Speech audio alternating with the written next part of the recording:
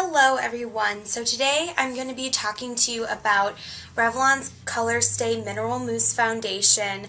I've actually only worn this for 2 days, but I have a lot to say about it already. The Revlon Mineral Mousse Foundation looks like this, and it's part of the Revlon Colorstay foundation line. It says that it has a soft matte finish and it has SPF 20. There's no mention of it being long wearing like the regular Revlon Colorstay, and it doesn't claim to be transfer resistant. In my experience, it lasted between 7 and 9 hours without needing touch-ups, which isn't as long as the Revlon Colorstay, but is definitely a pretty long period of time. I think that that's pretty good long wearing.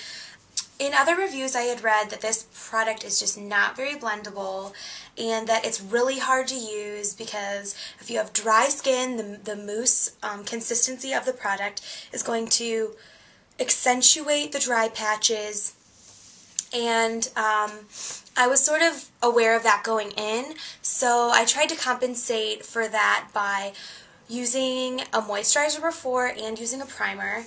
However, even with using a moisturizer and using a primer, I still found that there were parts of my skin that looked sort of scaly, like you could see the product caking on top of the skin. I found it on my chin, on the sides of my chin, and even sometimes right here in between my eyebrows. So that was something that I didn't really like about this foundation. As far as the finish goes, this is a soft matte finish. I really like the finish of it. I'm very impressed by the matte finish. I love foundations with matte finish, and I have a really hard time finding foundations with a matte finish, so that was the reason why I was most excited about trying this product. However, the consistency of the product being a mousse also does add to that problem of having dry skin patches.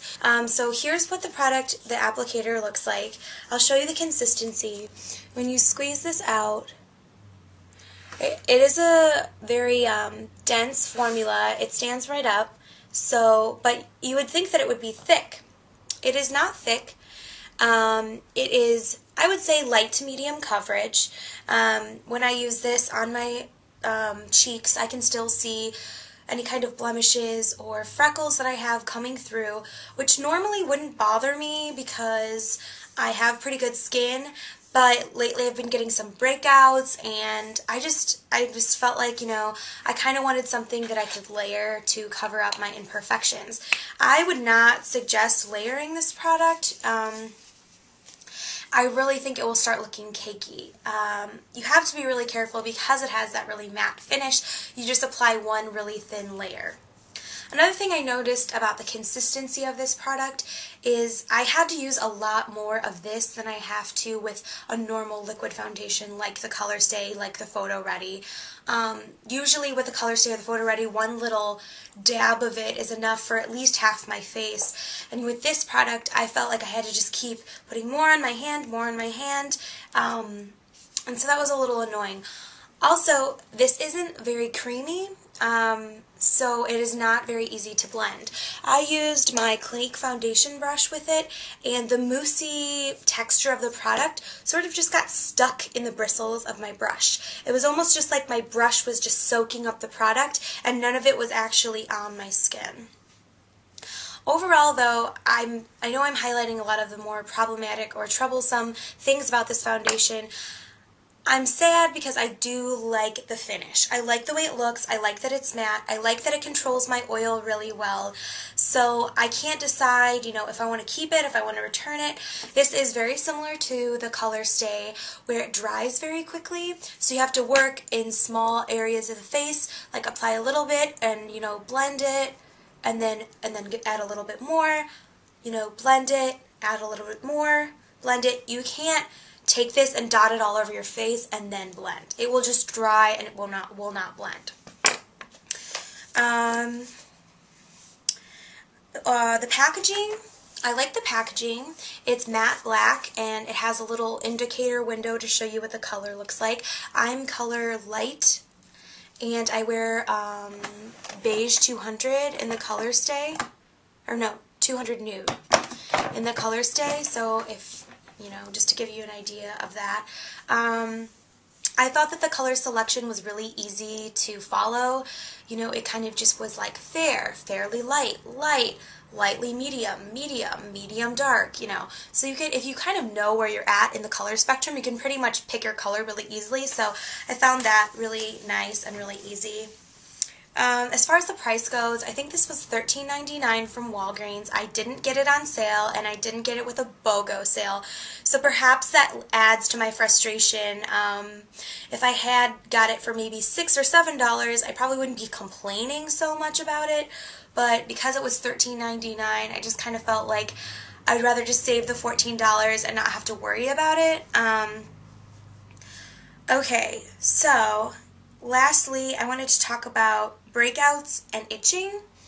My skin is not acne prone at all. I rarely break out from anything, and I did notice a lot of blemishes and breakouts after I used this product, and I only really used this product for 2 days. So after I wore it, I had a blemish on my forehead, and I have a big zit on my cheek right now.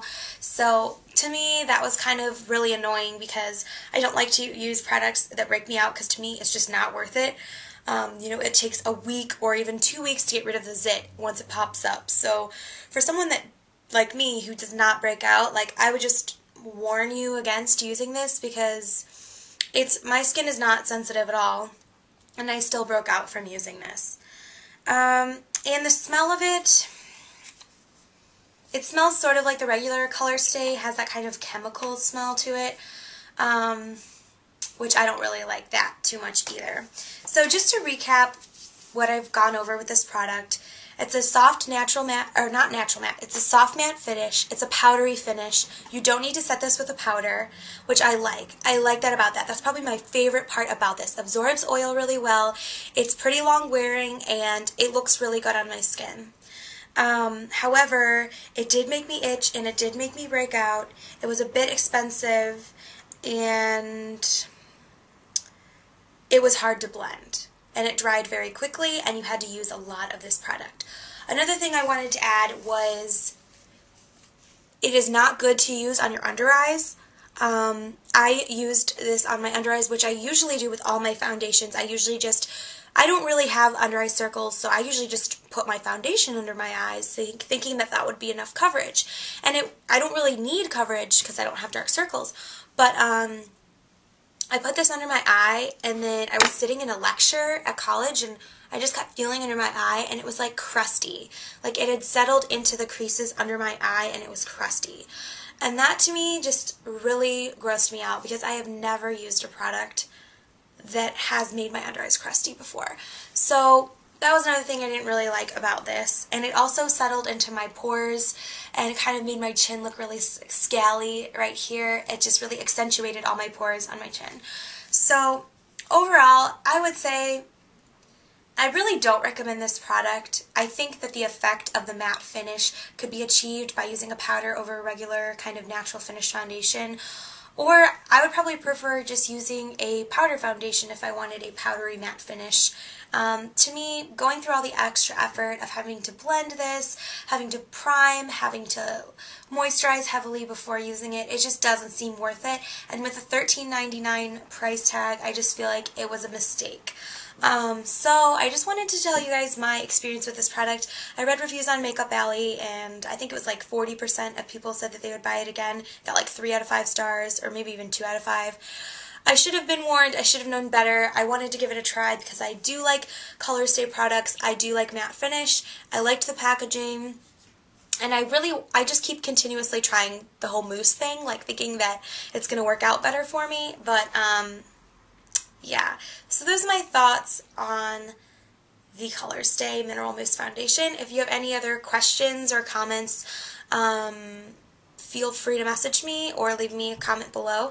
And you can check me out on Twitter at MissBeautyBitch. Sorry if this video was a downer. You can tell I'm kind of in a bad mood about this, but I'm probably just going to head over to Walmart and return it. So I would just say stay away unless you really feel like trying it. In that case, you can always return it if you change your mind. So thanks for watching. Bye.